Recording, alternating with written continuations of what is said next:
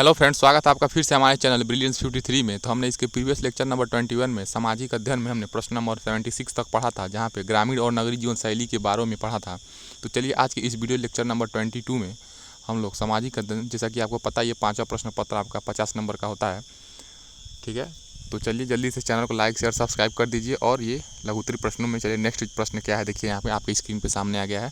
और इस वीडियो के डिस्क्रिप्शन बॉक्स में टेलीग्राम का लिंक है, टेलीग्राम से जुड़ जाइए और वहाँ से बाल विकास शिक्षण अधिगम सीटेट का प्रिपरेशन लिंक है, वहाँ से आप लोग जुड़ के अपना तैयारी कर सकते हैं। तो प्रश्न नंबर 76 क्या है, 77 है सॉरी। आदिमानव से आधुनिक मानव तक की विकास प्रक्रिया में क्या क्या शारीरिक परिवर्तन हुए हैं। यानी कि जब आदिमानव था तो उसका शारीरिक बनावट कैसा था, और इस प्रेजेंट टाइम में 2024 में मनुष्य का शारीरिक बनावट, शारीरिक परिवर्तन कैसा है। तो देखिए ये प्रश्न 2018 में पूछा है। तो आदिमानव के रूप में मानव बंदर या लंगूर का वंशज था, ठीक है। आपको पता है आदिमानव कैसा था, बंदर या लंगूर का वंशज था या नहीं, यह एक क्या है, विवाद का विषय है, ठीक है। आदिमानव मानव था, मानव बंदर था या लंगूर का वंशज था, ये अभी क्या है, एक विवाद का विषय है। इतना अवश्य कहा जा सकता है कि आदिमानव बंदरों से काफ़ी मिलता जुलता था, ठीक है। आधुनिक विद्वानों का मत है कि प्राइमेट को क्या कहते हैं, नर वानर, ठीक है। तो प्राइमेट से ही आज से लगभग 5 लाख वर्ष पूर्व ऐसे प्राणी का जन्म हुआ था जो मानव की भांति ही था। तो आज से 5 लाख वर्ष पहले प्राइमेट नर वानर जो थे, क्या थे, नर वानर। नर मतलब मनुष्य, यानी कि मनुष्य कैसा था, वानर के रूप में था, ठीक है। धीरे धीरे ये प्राणी वृक्षों से उतर के, यानी कि जो आदिमानव था पहले वृक्षों पर रहता था, उतरकर अपने पिछले पैरों पर खड़े होकर चलना सीख गए। आप लोगों ने देखा होगा जो बंदर वगैरह होते हैं कभी कभी अपने पिछले पैरों पर किस प्रकार खड़े होते हैं, उसी प्रकार आदिमानव खड़ा हुआ और धरती पर क्या हुआ, रहने लगा। समय के साथ साथ ही वे अपने प्रयोग भी करने लगे और उनकी बुद्धि का विकास हुआ, ठीक है। जब वो खड़े हुए तो उनके शरीर में जो भी माइंड था वो विकास हुआ धीरे धीरे, ठीक है। इस बुद्धि के बल पर ही मानव ने वर्तमान स्वरूप प्राप्त किया, ठीक है। तो इस प्रकार क्या कहा जा सकता है कि आदिमानव से आधुनिक तक की यात्रा मानव में निम्नलिखित चरणों में हुई थी। तो सबसे पहले क्या हुई थी, सूक्ष्म एवं रीढ़ विहीन मानव, यानी कि जो माइक्रो और रीढ़ विहीन, यानी कि जिसमें क्या नहीं था, रीढ़ की हड्डी नहीं था, ठीक है। जल स्थल चर जीव, यानी कि जो पानी में और स्थल दोनों में रहने वाले जीव थे। उसके बाद अंडज श्रेणी के प्राणी, ठीक है, जिसमें अंडज होता था। उसके बाद नभचर तथा स्तनपायी जीव, ठीक है। नभचर और नभचर जो आकाश में उड़ने वाला, स्तनपायी मतलब जो मैमल्स होते हैं।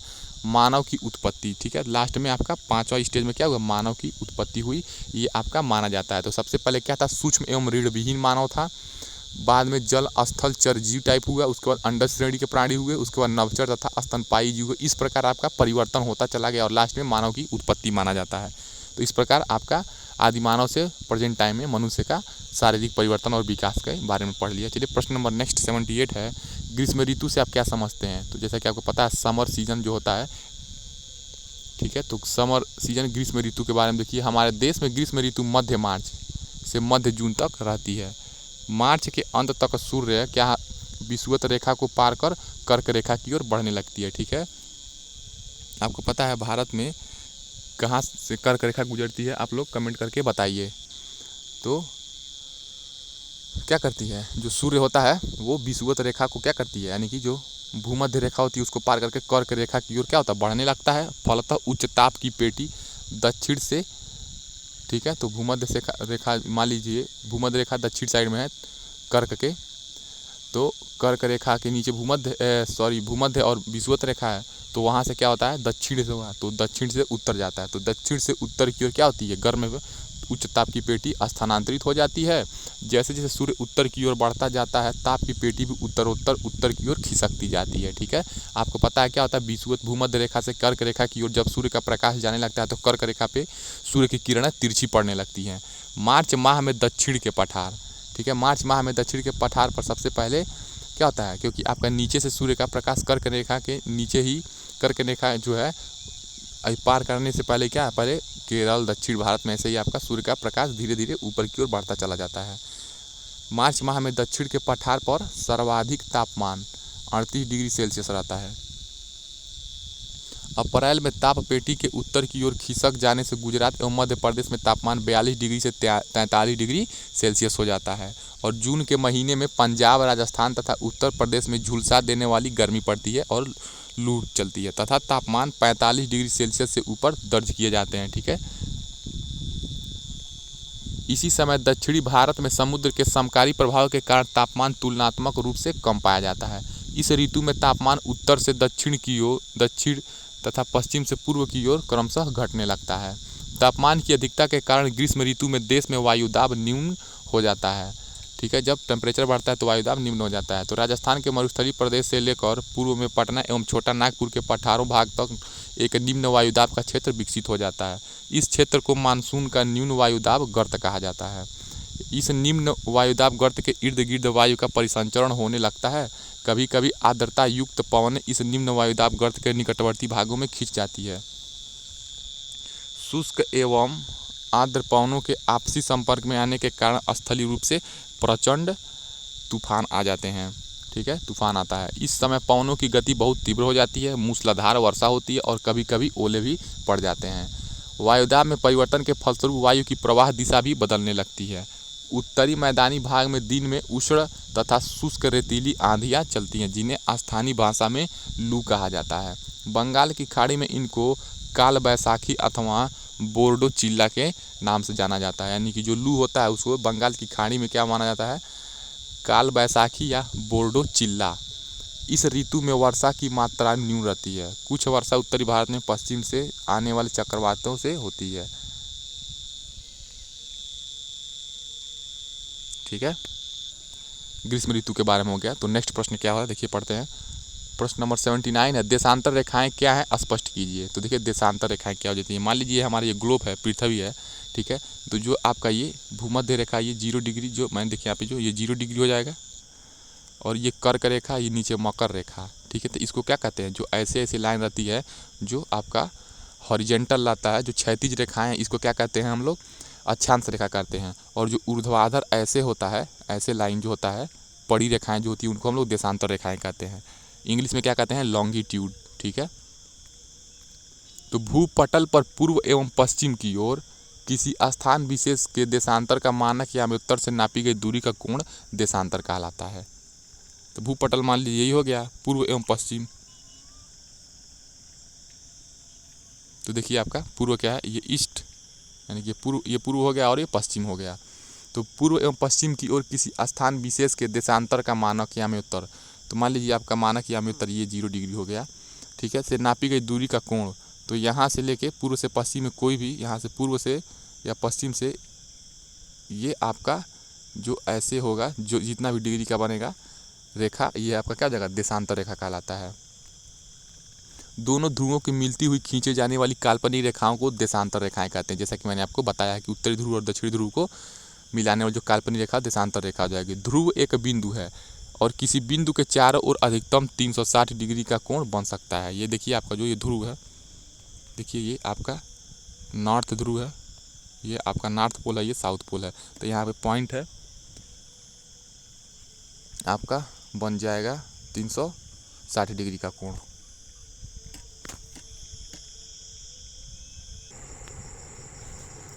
तो देखिए यहाँ पे आपका हो जाएगा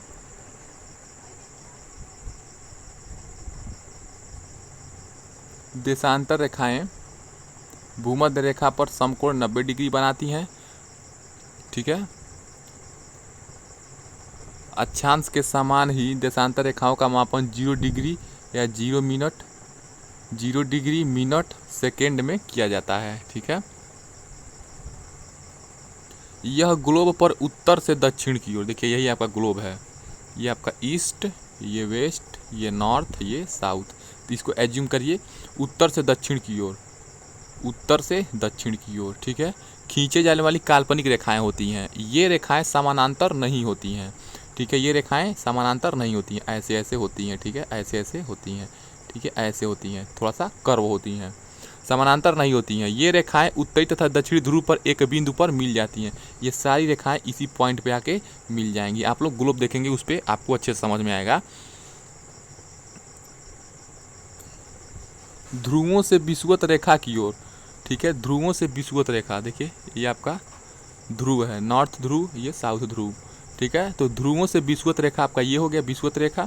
तो ध्रुवों से विषुवत रेखा की ओर बढ़ने पर देशांतरों के मध्य की दूरी बढ़ती जाती है तथा विषुवत रेखा पर इसके बीच की दूरी अधिकतम 111.32 किलोमीटर होती है। ठीक है, ग्रीनविच वेधशाला से गुजरने वाली रेखा को 0 डिग्री देशांतर माना जाता है। तो जो ग्रीनविच है आपका वेधशाला, वहाँ पे इसको क्या माना जाता है 0 डिग्री, यही क्या है ग्रीनविच की रेखा जगह ही क्या है इसका मानक माना जाता है, यहीं से 0 डिग्री देशांतर माना जाता है। इसकी बाईं ओर की रेखाएं, ठीक है, तो इस ग्रीनविच मान लीजिए ये है, तो ग्रीनविच की बाईं ओर की रेखाएं, ठीक है, ये बाईं ओर की रेखाएं हो गई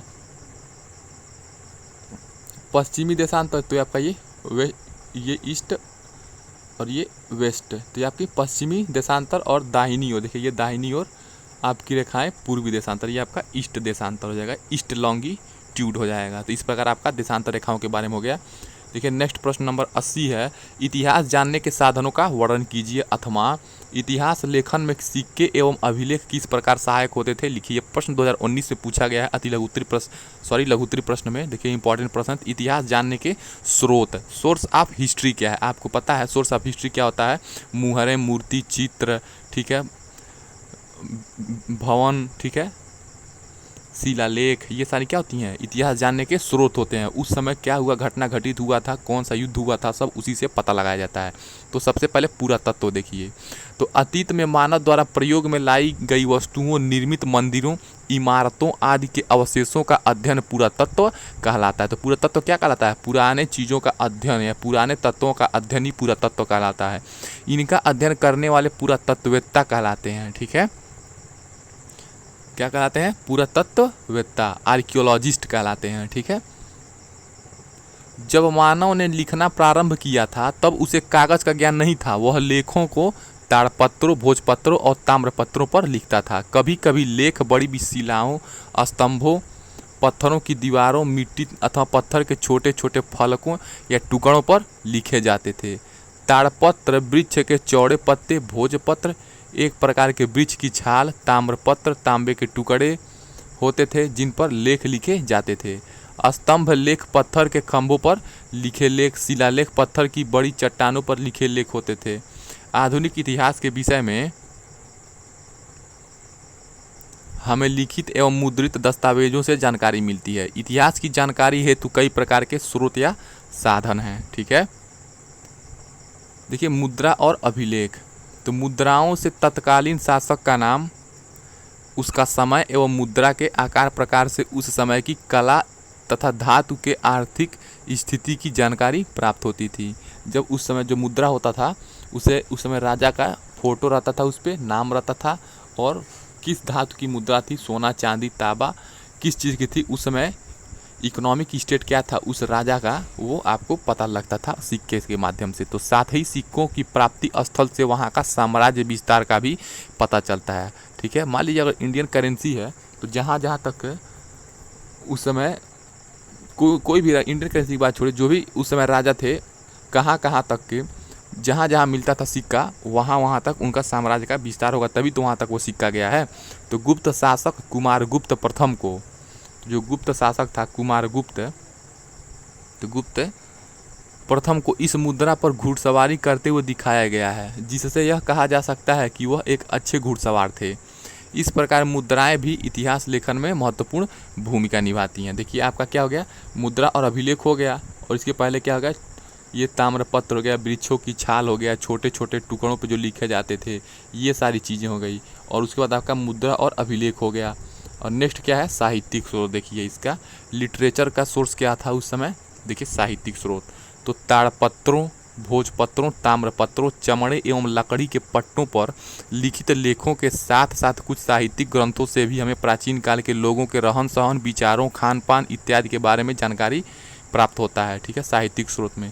पुस्तक का नाम देखिए बुक नेम और राइटर नेम और पीरियड डिस्क्रिप्शन, कला का विवरण, ठीक है। तो देखिए धार्मिक साहित्य आपका क्या था, वेद, ठीक है। तो आर्यों के विषय में वेद में क्या लिखा गया है, आर्यों के विषय में लिखा गया है। रामायण एवं महाभारत, तो रामायण आपका वाल्मीकि, महाभारत आपका वेद व्यास, तो तत्कालीन समाज के विषय में लिखा गया है, ठीक है। जैन एवं बौद्ध साहित्य, जातक कथाएं हो गए, तो क्या तत्कालीन राजनीतिक, सामाजिक एवं धार्मिक स्थिति के बारे में लिखा गया आपका जैन और बौद्ध साहित्य। ये आपका वेद हो गया। धार्मिक साहित्य में क्या हो गया, वेद, रामायण, महाभारत, जैन और बौद्ध धर्म, ठीक है, उस समय का इतिहास बताते थे। धर्मेतर साहित्य, ठीक है। तो धर्मेतर शायद देखिए अर्थशास्त्र, तो चाणक्य का अर्थशास्त्र आपने बहुत फेमस आपने सुना है। तो तत्कालीन समाज की राजनीतिक, सामाजिक, आर्थिक तथा धार्मिक स्थिति का विवरण था। उसके बाद राजतरंगिणी कल्हड़ का द्वारा रचित राजतरंगिणी है। तो कश्मीर के इतिहास के विषय में जानकारी आपको राजतरंगिणी कल्हड़ से द्वारा रचित मिलती है। ठीक है, ये इंपॉर्टेंट है। कश्मीर के इतिहास के विषय में किस ग्रंथ में मिलता है आपको? तो राजतरंगिणी कल्हड़ द्वारा रचित। कुछ विदेशी यात्री भी भारत घूमने आते थे, जैसे इंडिका के जो रचयिता मेगास्थनीज थे वो क्या थे? यूनानी राजदूत थे, वो भी भारत आए थे। तो चंद्रगुप्त मौर्यकालीन समाज के बारे में उन्होंने लिखा था कि यहाँ की जो गलियाँ थीं अच्छे और ठीक है समकोण पे काटती थी। यहाँ के जो भी घर और मकान थे वो लकड़ी से निर्मित थे। तो ये सारी चीज़ें थी, ये इंडिका में लिखी हुई हैं। यात्रा विवरण देखिए आपका, फाहियान जो चीनी यात्री आया था वो गुप्त काल से संबंधित विवरण लिखा था। ठीक है, तो फाहियान आपका कब आया था? गुप्त काल में आया था। यात्रा विवरण ह्वेनसांग चीनी यात्री आपका हर्ष के शासनकाल के विवरण के बारे में बताता, तो ह्वेनसांग। तो इस प्रकार हमको क्या मिला? मुद्रा अभिलेख, ताड़पत्र, भोजपत्र, ताम्रपत्र, लकड़ी के पट्टों हो गया। ठीक है, आपका मुद्रा और अभिलेख से उस समय के प्राचीन राजा राजाओं के और तत्कालीन समाज के राजनीतिक आर्थिक स्थिति के बारे में पता लगता था। तो इतना इम्पॉर्टेंट आपका इतिहास का साहित्यिक स्रोत और ये सारी चीज़ें हैं। इस प्रकार यदि देखा जाए तो हमें यह ज्ञात होता है कि पूरा तात्विक एवं साहित्यिक दोनों प्रकार के स्रोत हमें इतिहास की जानकारी प्रदान करते हैं, तथा विदेशी यात्रियों के विवरण से भी हमें तत्कालीन इतिहास की जानकारी प्राप्त होती है। ठीक है, इतिहासकार इन्हीं स्रोतों से उस समय की पशुपालन व्यवस्था, कृषि व्यवस्था, व्यापार, कामगार या शिल्प, काम धंधे, नाप तौल, लेन देन, कर आदि के टैक्स आदि के बारे में, आर्थिक, घर परिवार, स्त्रियों की स्थिति, शिक्षा, रहन सहन, खान पान, वेशभूषा, मनोरंजन, त्यौहार, मेले आदि के आधार पर सामाजिक, राजा प्रजा, प्रशासन, सुरक्षा तथा सैन्य व्यवस्था के आधार पर क्या करते थे? राजनीतिक और कला, आचार विचार, ज्ञान विज्ञान, मान्यताएं, धार्मिक विश्वास, देवी देवता, पूजा पाठ एवं परंपराओं के आधार पर धार्मिक एवं सांस्कृतिक स्थिति का चित्रण करते हैं, तो उसे जनसाधारण तक पहुंचाते हैं। तो आप लोग देखिए क्या हो जाएगा? इतिहास के जानने के स्रोत, विदेशी यात्रियों के वृत्तांत, धर्मेतर साहित्य, धार्मिक साहित्य, ठीक है, ये साहित्यिक स्रोत। उसके बाद मुद्रा अभिलेख, ठीक है, और ये आपका सोर्स हो जाएगा, सोर्स ऑफ हिस्ट्री। ये सारी चीज़ें सोर्स ऑफ हिस्ट्री में आप लोग लिखेंगे तब आपको फुल मार्क्स मिलेगा। नेक्स्ट प्रश्न देखिए क्या हो जाएगा आपका? प्रश्न नंबर 88 है, सिंधु घाटी की सभ्यता की आर्थिक स्थिति, धार्मिक तथा नगरीय व्यवस्थाओं के विषय में 3-3 पंक्तियाँ लिखी हैं। तो देखिए आर्थिक, धार्मिक और नगरीय व्यवस्था के बारे में 3-3 पंक्तियाँ लिखना है आपको। तो देखिए आर्थिक दशा कैसी थी सिंधु सभ्यता के निवासियों की? तो कृषि देखते हैं सिंधु सभ्यता के निवासियों की। तो गेहूँ, जौ, कपास, राई, मटर, खजूर, अनार आदि की खेती की जाती थी सिंधु सभ्यता के ज़माने में। कृषि की, पशुपालन क्या किया जाता था सिंधु सभ्यता के निवासियों द्वारा? तो कृषि के बाद पशुपालन सिंधुवासियों का प्रमुख पेशा था। ये लोग बैल, ऊँट, भैंस, भेड़, गधे, बकरी, सूअर, हाथी, कुत्ते, बिल्ली आदि का पालते थे। ठीक है, व्यवसाय आप देखिए, व्यवसाय में क्या करते थे सिंधु सभ्यता के निवासी? ये सारे क्या हो गया? आर्थिक से रिलेटेड हुआ ना, कृषि करना, कृषि करके वो पैसा और अपने जीविकोपार्जन करते थे, पशुपालन से जीविकोपार्जन करते थे। ठीक है, और भोजन प्राप्त होता था उन्हें, व्यवसाय से भी करते थे। तो व्यवसाय में क्या करते थे? अस्त्र शस्त्र, ठीक है, हथियार वगैरह, पात्र यानी कि बर्तन वगैरह, वस्त्र, आभूषण, बढ़ई, ठीक है, जो लकड़ी वाला सामान बनाते हैं, एवं शिल्प संबंधी व्यवसाय प्रचलन में थे उस समय सिंधुवासियों के समय में। तो सिंधुवासियों के विदेशों से व्यापारिक संबंध भी रहते थे, तो बहुत ये लोग होशियार थे। नाप तौल के साधन, तो नाप तौल के साधन क्या थे सिंधु सभ्यता में? तो नाप तौल हेतु सीपी के टुकड़े, ठीक है, आप लोग देखे होंगे जो सीपी के टुकड़े तथा बाटों का प्रयोग किया जाता था। धार्मिक दशा देखिए, धार्मिक दशा के बारे में, माँ त्रिदेवी की उपासना, शिव की उपासना, लिंग एवं योनि की उपासना, वृक्ष तथा पशुओं की उपासना, वृक्षों में पीपल, महुआ, तुलसी, पशुओं में कुबड़ वाला बैल तथा सांप की उपासना की जाती थी। ठीक है, नगरीय व्यवस्था कैसी थी? तो सिंधु सभ्यता को नगरीय सभ्यता कहते हैं क्योंकि यहाँ के नगरों का निर्माण सुनियोजित ढंग से किया गया था। सड़कें लंबी चौड़ी एवं एक दूसरे को समकोण पर काटती थीं। नगर आधुनिक व्यावसायिक शैली पर निर्मित थे। तो आपका ये नगरीय व्यवस्था हो गया। तो सिंधु सभ्यता के लोग भी भवन निर्माण करते थे। तो सड़कों एवं गलियों को दोनों ओर भवनों का निर्माण एक पंक्ति में कच्ची तथा पक्की ईंटों के द्वारा किया जाता था। ठीक है, भवन में क्या होता था? रसोई घर, किचन होता था, नहाने वाला बाथरूम होता था, स्नान घर होता था, आंगन होता था और शौचालय का भी निर्माण किया जाता था भवन निर्माण में। सार्वजनिक स्नानागार, देखिए सार्वजनिक स्नानागार में उत्खनन के मोहनजोदड़ो से सर्वाधिक विशाल, आपको पता है जो सिंधु सभ्यता के उत्खनन स्थल हड़प्पा, मोहनजोदड़ो, कालीबंगा, ठीक है, तो ये सारी मिली थी। तो उत्खनन में जो मोहनजोदड़ो का स्थल था वहाँ से सर्वाधिक विशाल सार्वजनिक स्नानागार प्राप्त हुआ। ये प्रश्न पूछता है कि सबसे विशाल स्नानागार कहाँ से मिला था, तो मोहनजोदड़ो से मिला था, ठीक है। इस प्रकार आप लोगों का देखिए प्रश्न नंबर 81 तक हो गया, जहाँ पे आपने सार्वजनिक स्नानागार देखा, भवन निर्माण देखा, नगरीय व्यवस्था देखा, धार्मिक दशा देखा, नाप तौल के साधन क्या हुए थे, सीपी के टुकड़े और बाटों का प्रयोग, व्यवसाय में सारी चीज़ें, पशुपालन और आर्थिक दशा क्या थी। तो ये आपका देखिए किस प्रकार प्रश्न पूछा गया था, उतने अच्छे तरीके से आपने पढ़ लिया।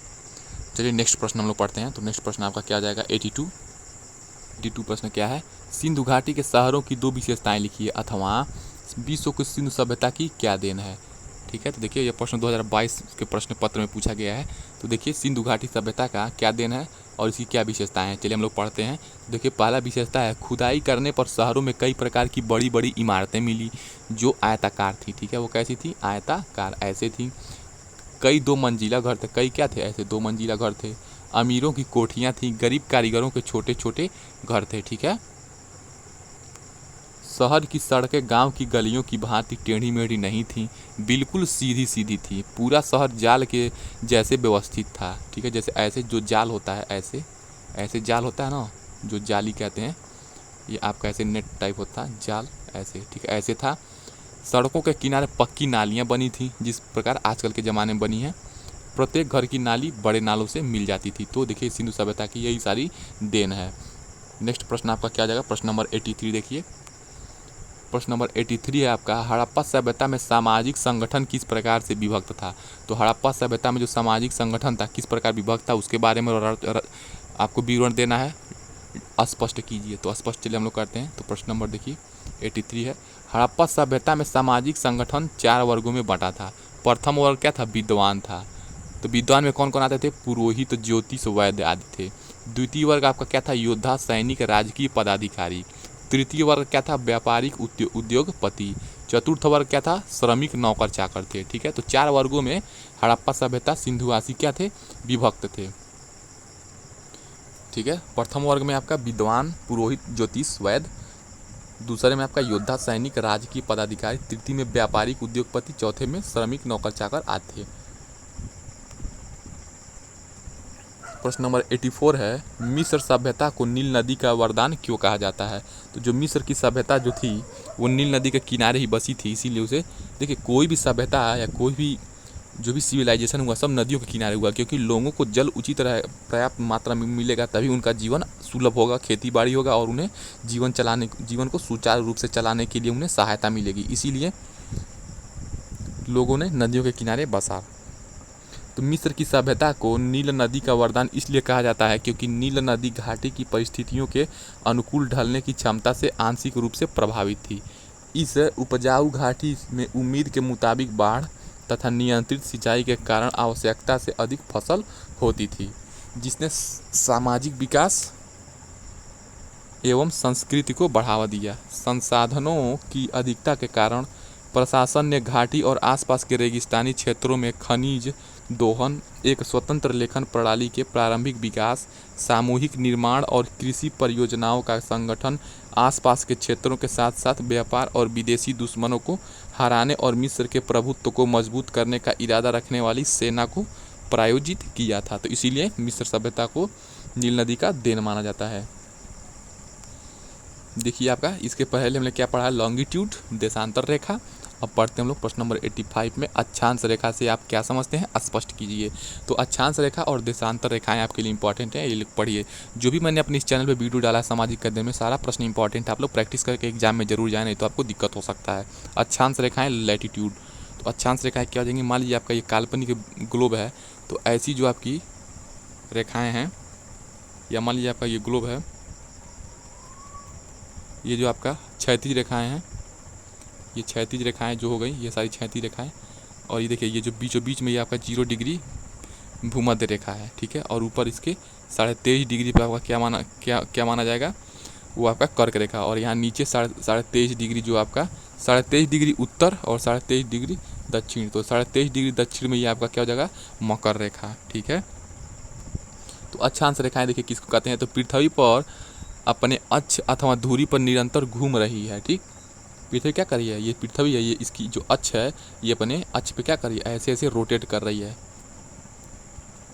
अक्ष के दो सिरे हैं, अक्ष के कैसे दो सिरे हुए, ये आपका पृथ्वी हो गया, देखिए ये दो सिरे हैं, ये आपका उत्तर हो गया और ये आपका दक्षिण हो गया। तो दो सिरे हो गए, तो ऊपरी सिरे को उत्तरी ध्रुव, ये उत्तरी ध्रुव हो गया, तथा निचले सिरे को दक्षिणी ध्रुव, ये दक्षिणी ध्रुव हो गया। दो ध्रुवों के बीचों बीच पृथ्वी का बीच का रास्ता बताने हेतु ग्लोब पर एक मोटी रेखा खींची जाती है, इसे भूमध्य रेखा अथवा विषुवत रेखा के नाम से जाना जाता है। तो देखिए ये जो मोटी रेखा है, ये यही वाली रेखा को क्या कहते हैं आप, विषुवत रेखा कहते हैं, या यहाँ से यहाँ खींच सकते हैं तो उसको विषुवत रेखा कह सकते हैं। ठीक है, यह रेखा पृथ्वी को दो बराबर भागों में बांटती है। ठीक है, इसके उत्तरी आधे भाग को उत्तरी गोलार्ध, देखिए इसके उत्तरी आधे भाग को उत्तरी गोलार्ध हम लोग कैसे कहते हैं, देखिए ये आपका एक सेकेंड, ये आपका देखिए ये आपका 0 डिग्री अक्षांश है, ये आपका ये जो हम ऐसे लाइनिंग कर रहे हैं ये आपका क्या जाएगा, उत्तरी गोलार्ध हो जाएगा। और ये मैंने जो आपका येलो वाले रीजन को, जो येलो वाला क्षेत्र है रीजन है, इसको हम लोग दक्षिणी गोलार्ध कहते हैं। ठीक है, तो उत्तरी गोलार्ध और दक्षिण आधे भाग को दक्षिणी गोलार्ध कहते हैं। कुछ महत्वपूर्ण अक्षांश रेखाएं निम्नलिखित है, तो चलिए अक्षांश रेखाएं देखते हैं। तो 0 डिग्री अक्षांश को भूमध्य रेखा कहा जाता है, देखिए यही क्या हो जाएगा, यही 0 डिग्री अक्षांश रेखा है, इसको भूमध्य रेखा कहते हैं। जो 23.5 डिग्री, देखिए ये आपका उत्तर दिशा है, ये आपका दक्षिण दिशा है। ठीक है,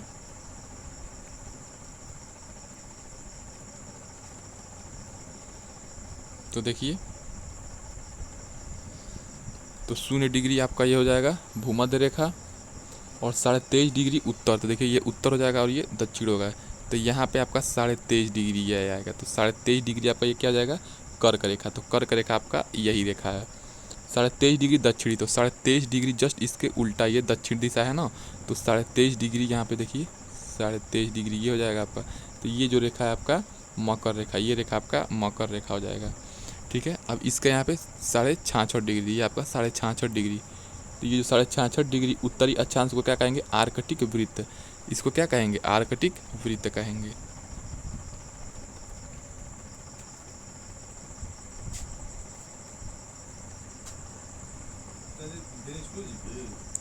तो ये देखिए आपका 66.5 डिग्री आपका क्या हो जाएगा, दक्षिणी अक्षांश आर्कटिक वृत्त, तो ये आपका आर्कटिक वृत्त हो जाएगा। ठीक है, नेक्स्ट प्रश्न क्या है, देखिए प्रश्न नंबर 86 है, सड़क दुर्घटनाओं से क्या कारण है, इससे बचने के उपाय लिखिए, 2018 में पूछा गया, अथवा सड़क दुर्घटना से बचाव के 5 उपाय लिखिए, ये प्रश्न 2019 में पूछा गया है। तो देखिए आज सड़क दुर्घटनाएं तेज़ी से बढ़ रही हैं, इसका मुख्य कारण यह है कि जनसंख्या वृद्धि अधिक हो गई है, इसके साथ साथ तेज़ी से वाहनों की संख्या भी बढ़ी है। वाहनों की संख्या, बढ़ती संख्या नाम जाम का कारण बन गया, बहुत सारे ट्रैफिक हो गए वाहनों और लोगों की जनसंख्या की अधिकता के कारण। लोग यातायात के नियमों का पालन नहीं करते तथा गलत दिशा एवं गलत मार्ग से निकलने का प्रयास करते हैं। लोगों में धैर्य की कमी है, छोटे बच्चे और युवा तेज गति से गाड़ियां चलाते हैं। ठीक है, छोटे बच्चे बिना लाइसेंस के भारी भारी गाड़ियां लेकर चलते हैं। ये देखिए आपका यातायात हो गया। प्रश्न नंबर नेक्स्ट है 87, प्राचीन इतिहास का ज्ञान किस स्रोत से होता है। तो प्राचीन इतिहास के ज्ञान का स्रोत कराने वाले कौन से सोर्स हैं, चलिए देखते हैं। तो मुद्रा और अभिलेख और साहित्यिक स्रोत। तो मुद्रा और अभिलेख में क्या थे, तो मुद्राओं से तत्कालीन शासक का नाम, उसका समय तथा मुद्रा के आकार प्रकार से उस समय की कला और धातु की आर्थिक स्थिति की जानकारी प्राप्त हो जाती है। साथ ही सिक्कों की प्राप्ति स्थल से शासक के साम्राज्य विस्तार का भी पता चलता है। साहित्यिक स्रोत क्या थे प्राचीन स्रोत में, उस समय ताड़पत्रों, भोजपत्रों, चमड़े तथा लकड़ी के पट्टों पर लिखित लेख के साथ साथ साहित्यिक ग्रंथ भी मिलते हैं। मोहरे उन लोगों के आचार विचारों, रहन सहन, विचारों तथा खान पान की जानकारी देते हैं। ये प्राचीन इतिहास का स्रोत हैं। देखिए प्रश्न नंबर 88 है, चीन के 2 प्रमुख दार्शनिकों एवं धर्म सुधारकों के बारे में संक्षेप में लिखिए। तो जो चीन के 2 दार्शनिक थे और धर्म सुधारक थे, देखिए कौन थे। तो चीन के प्रमुख दार्शनिक और धर्म सुधारक क्या थे, लाओत्से और कन्फ्यूशियस, ये दोनों फेमस हैं। तो कन्फ्यूशियस के अनुसार क्या था, तो कन्फ्यूशियस के अनुसार किसी देश में अच्छा शासन और शांति तभी स्थापित हो सकती है जब शासक, मंत्री तथा जनता का प्रत्येक व्यक्ति अपने स्थान पर उचित कर्तव्यों का पालन करे, न कि चौटाई करे। ठीक है, लाओत्से के अनुसार तो यदि आप दिशा नहीं बदलते हैं तो आप वहीं पहुंच सकते हैं जहां आप जा रहे हैं। जो लौ दुगनी चमकती है वह आधी देर तक जलती है। ठीक है, तो आपके लाओत्से और कन्फ्यूशियस थे, उनके अनुसार आप लोगों ने देख लिया। उनके धर्म के बारे में, सुधारकों के बारे में संक्षेप में क्या था, उनका एक कथन लिख दिया गया है। कन्फ्यूशियस ने बताया था कि किसी देश में अच्छा शासन और शांति तभी बनेगी जब वहाँ का जनता और मंत्री क्या हो, अपने जो कर्तव्य हैं, क्षेत्र दिया गया है वो पालन करें, ना कि हर विभाग में बैठ के घोटाला करें। लाओत्से ने क्या बताया था कि यदि आप दिशा नहीं बदलते हैं तो आप वहीं पहुँच सकते हैं जहाँ पर आप जा रहे हैं। ठीक है, जब लौ दोगुनी जलती है तो आधी देर तक जलती है ये। और सबसे लास्ट प्रश्न 89 है, देखिए।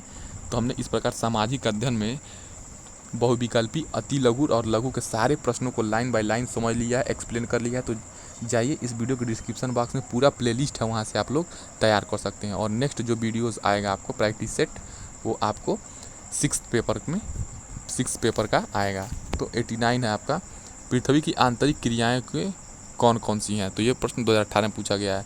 तो पृथ्वी की आंतरिक संरचना कई स्तरों में विभाजित है। पृथ्वी की आंतरिक संरचना के 3 प्रधान अंग हैं। देखिए, जो हमारी पृथ्वी ये ग्लोब है ना, ये वैसे ही नहीं दिखता है जैसा है।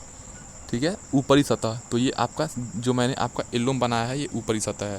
जैसे देखिए, कलर के हिसाब से आप लोग समझिएगा। देखिए, ये पृथ्वी क्या हो गया, ऊपरी सतह हो गया। जो इसका बॉर्डर है क्या हो गया, ऊपरी सतह हो गया। और मध्य स्तर मेंटल। ठीक है, और इस पृथ्वी का अगर इसको ऐसे काट देते हैं तो ये जो सतह है आपका नीला वाला, ये क्या हो गया, ऊपरी सतह। और जो इसके बीचों बीच में ये आपका मध्य सतह, ये जो बीचों बीच वाला है, ये क्या है, इसको मेंटल कहेंगे। क्या कहेंगे, मेंटल मान लीजिए। और आंतरिक स्तर क्या है, धात्विक कोड है। और इसके सबसे आंतरिक स्तर क्या है, ये आपका इसमें धात्विक कोड है। ये सारी चीज़ें क्या जाएंगी, धात्विक कोड। पृथ्वी के कुल आयतन का 0.5 भाग भूपर्पटी, यानी कि क्या है, भूपर्पटी, यानी कि जिस पे हम और आप क्या कर रहे हैं, हम निवास कर रहे हैं, घर है आपका, जो भी यातायात संचालन या मनुष्य अपना जीवन यापन कर रहा है, ये आपका भूपर्पटी हो जाएगा। यानी कि ये आपका फील्ड का जो लेयर है ये भूपर्पटी है। तो 0.5 भाग ही क्या है, 0.5 भाग ये आपका भूपर्पटी है, यानी कि ये बाहरी वाला एरिया है जिसपे जीव जंतु, पेड़ पौधे, जंगल होते हैं। जबकि 83% भाग में मेंटल विस्तृत है। तो आपका 0.5% क्या है, ऊपरी सतह है। और 83 भाग आपका क्या है, जो 83 भाग ये वाला, देखिए जो 83 भाग ये आपका क्या है, मेंटल है।